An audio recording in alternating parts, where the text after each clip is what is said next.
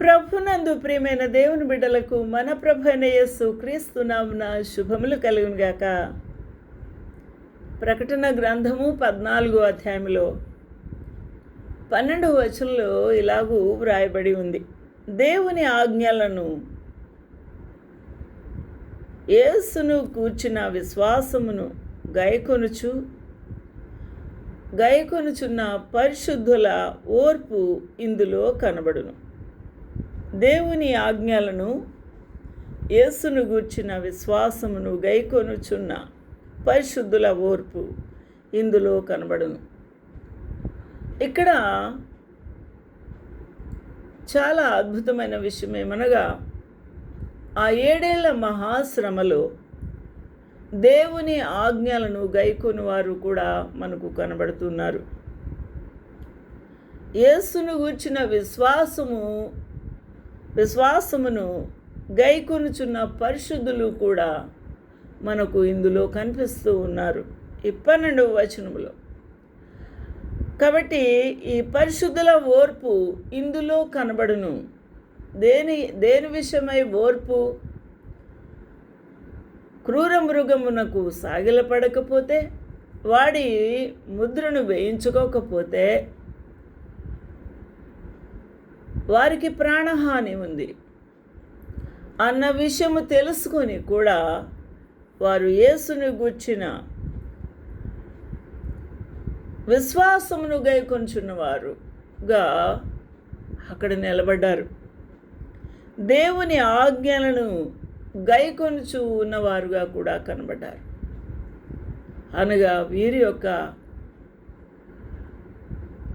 అంత కష్టతరమైన 7 ఏళ్ల మహాశ్రమలు, క్రూర మృగ పరిపాలన కూడా దేవుని ఆజ్ఞలు గైకొంచున్న భక్తులు నిలబడ్డారు.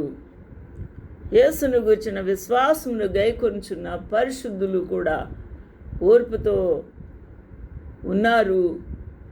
అది ఇందులో కనబడును అని వ్రాయబడి ఉంది.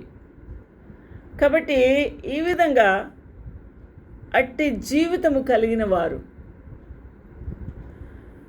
ఇప్పటి నుండి ప్రభునందు మృతి నుండి మృతులు ధన్యులనే వ్రాయము.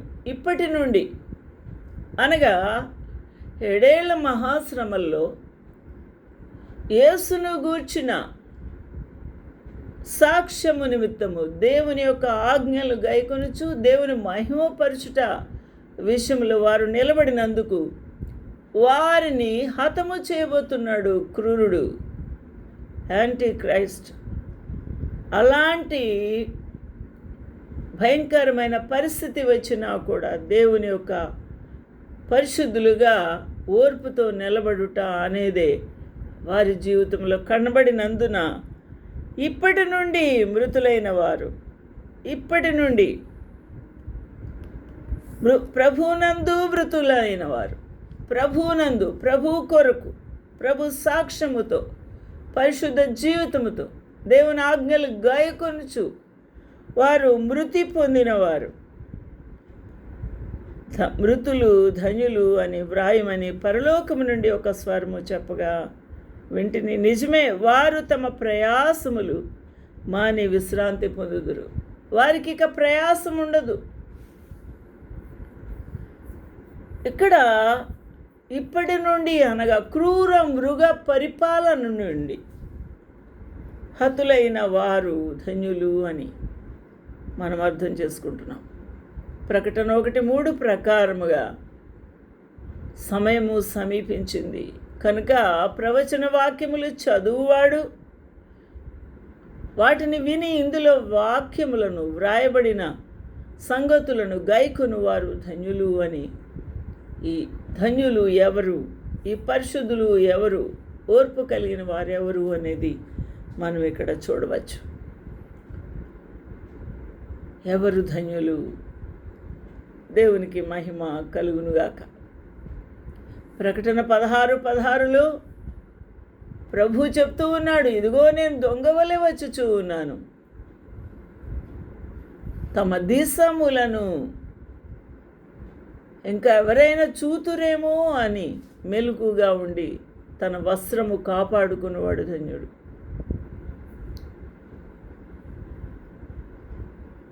అనగా రక్షణ వస్త్రమును కాపాడుకొనుట. వాడు ధన్యుడు, కాపాడుకునేవాడు, భద్రపరుచుకునేవాడు ధన్యుడు.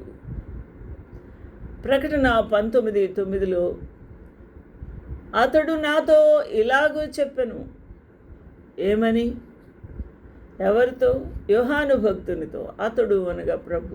గొర్రెపిల్ల పెండ్లి విందుకు పిలువబడిన వారు ధన్యులు. గొర్రెపిల్ల పెండ్లి విందుకు పిలువబడిన వారు ధన్యులు అని వ్రాయుము. ఈ మాటలు యథార్థములు, ఈ మాటలు యథార్థమైనవే అని, దేవుని యథార్థమైన మాటలని నాతో చెప్పాను. కాబట్టి ప్రభు ఏ మాట చెప్పినా అది యథార్థమైనది, సత్యమైనది. ఆయన సత్యవంతుడు కాబట్టి ఆయన మాటలు సత్యములు. ఈ విషయాన్ని మనం జ్ఞాపకం చేసుకోవాలి. అతడు నాతో ఇలాగూ చెప్పెను. ఏమని చెప్తున్నాడు? గొర్రెపిల్ల పెండ్లి విందుకు పిలువబడిన వారు ధన్యులు. గొర్రె పిల్ల పెండ్లి విందుకు పిలువబడ్డావా? అయితే నువ్వు ధన్యుడివే. హల్లెలూయా. దేవునికి మహిమ కలుగునుగాక. ఎంత గొప్ప భాగ్యం ఇది! దేవుడు నిన్ను పెండ్లి విందుకి పిలిచి ఉంటే ఆ పిలుపును అందుకొనుట అనేది నీకు ఎంత ధన్యత అర్థం చేసుకోవాలి. 24 ప్రకటన 20:4 ఈ విధంగా వ్రాస్తూ ఉన్నాడు. ఎవరు వీరు అనగా యేసు విషయమై తామిచ్చిన సాక్ష్యము నిమిత్తము, దేవుని వాక్యము నిమిత్తము శిరచ్ఛేదము చేయబడిన వారి ఆత్మలను చూచి తిని. వీరెక్కడున్నారు? సింహాసనములు చూశారు. అక్కడ క్రూర మృగముకు దాని ప్రతిమకు నమస్కారం చేయలేదు వీరు. తమ నొసళ్ళ యందు కానీ చేతిలో కానీ వాడి ముద్రను వేయించుకొనని వారు యేసు గూర్చి సాక్ష్యమిస్తూనే ఉన్నారు. వాక్యము నిమిత్తము శిరచ్ఛేదము చేయబడిన వారి ఆత్మలను చూచి తిని. దేవునికి మహిమ, ఘనత, ప్రభావము కలుగునుగాక. ఈ యొక్క ఎంత అద్భుతమైన సంగతి మనము ఆలోచన చేయాలి. ప్రభు నామమును నిమిత్తము, ప్రభు కొరకు సాక్షులుగా బ్రతికిన వారు వీరు ధన్యులు. వీరికి దేవుడిచ్చిన ఆధిక్యత ఏంటి?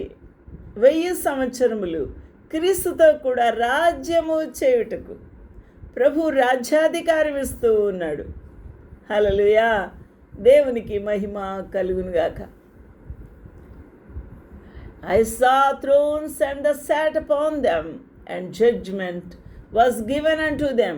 I saw the souls of them that were beheaded for the witness of Jesus and for the word of God, which had not worshipped the beast, neither his image, neither had received his mark upon their foreheads or in their hands.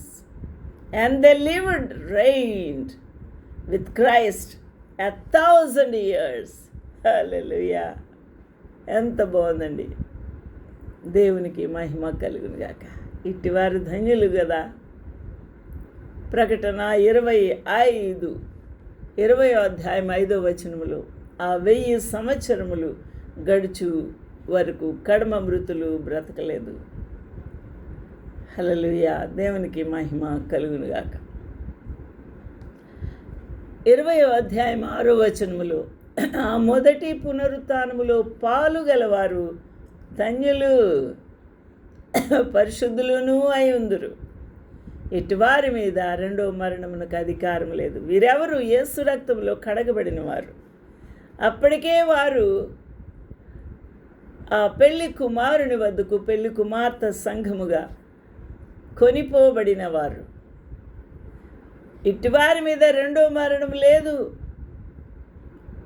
వీరు దేవునికి క్రీస్తునకు యాజకులై క్రీస్తు కూడా 1000 సంవత్సరములు రాజ్యమేలుదురు. దేవునికి మహిమ కలుగునుగాక. ఇట్టి భాగ్యము వారికి ఇస్తూ ఉన్నాడు. దేవుని కొరకు హతులైన వారు గొప్ప ధన్యకరమైన ఆశీర్వాదమును పొందుకుంటూ ఉన్నారు. ఆయన మాటలు నమ్మకములు, సత్యములు అని ప్రభు వాక్యమును గురించి అష్యూర్ చేస్తున్నాడు. ఇదిగో నేను త్వరగా వచ్చుచున్నాను. ఈ గ్రంథంలోని ప్రవచన వాక్యములను గైకొనివాడు ధన్యుడు. దేవునికి మహిమ కలుగునుగాక. నీ జీవితము ఇట్టి భాగ్యమును పొందుకోవడానికి నిన్ను నీవు అప్పగించుకుంటే ప్రభు ఆ ధన్యకరమైన వారి లిస్టులో నిన్ను కూడా చేర్చుతాడు. హల్లెలూయా. దేవునికి మహిమ కలుగునుగాక. ఇట్టివారు ధన్యులు. వీరు దేవుని కొరకు బ్రతికినవారు. యేసును గూర్చిన విశ్వాసము, యేసును గూర్చిన సాక్ష్యము నిమిత్తం దేవుని యొక్క ఆజ్ఞలు గాయకొనుచు క్రీస్తు ప్రభువుని మహిమపరచుచున్న భక్తులు వీరు. హల్లెలూయా. దేవునికి మహిమ కలుగునుగాక. ఈ రోజున విడువబడిన వారు అనగా మధ్యాకాశములోకి ప్రభు బూర శబ్దము ద్వారా పిలుచుకున్నప్పుడు